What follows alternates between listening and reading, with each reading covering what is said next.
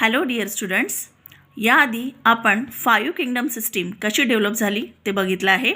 आजच्या या शॉर्ट व्हिडिओमध्ये आपण बघणार आहे about kingdom Monera.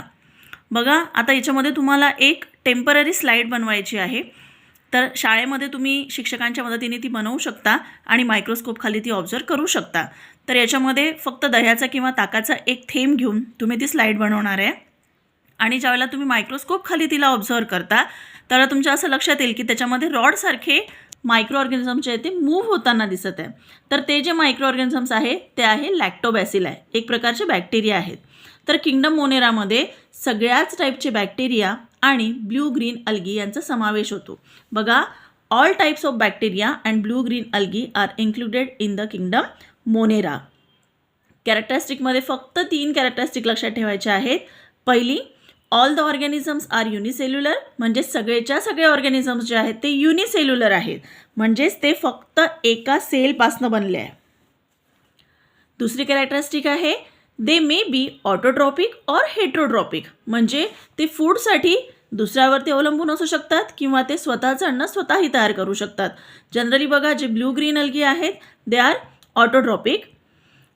These are prokaryotic cells without distinct nucleus or cell organelles. प्रोकॅरियोटिकचा अर्थच मुळात असा होतो की अशी सेल ज्या सेलमध्ये न्यूक्लियस हा वेल डेव्हलप नाही आहे आणि त्याचे सेल ऑर्गॅनल्स आपण डिस्टिंक्टली ओळखू शकत नाही. इतकं सोपं आहे. बघा, बाजूला तुम्हाला काही डायग्राम्स दिले आहेत, त्याच्यामध्ये डिफरंट बॅक्टेरियाज जे आहेत ते दाखवलेले आहेत.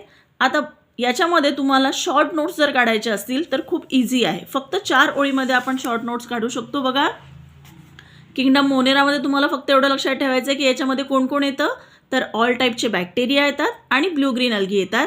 कॅरेक्टरिस्टिकमध्ये फक्त एका शब्दात तुम्ही लक्षात ठेवू शकता. पहिली आहे युनिसेल्युलर, दुसरी आहे दे मे बी ऑटोट्रॉपिक और हेट्रोट्रॉपिक आणि तिसरी आहे प्रोकॅरियोटिक. आता 1 वर्ड जर तुम्ही लक्षात ठेवला तर तुमचा कन्सेप्ट ऑलरेडी क्लिअर झाला आहे. तर तुम्ही लिहिताना सेंटेन्स जे आहे ते स्वतः बिल्डअप करू शकता. जर तुम्हाला हा शॉर्ट व्हिडिओ आवडला असेल तर लाईक करा, शेअर करा आणि सबस्क्राईब करा. तुम्ही माझ्या फेसबुक चॅनलला सुद्धा फॉलो करू शकता. थँक्यू.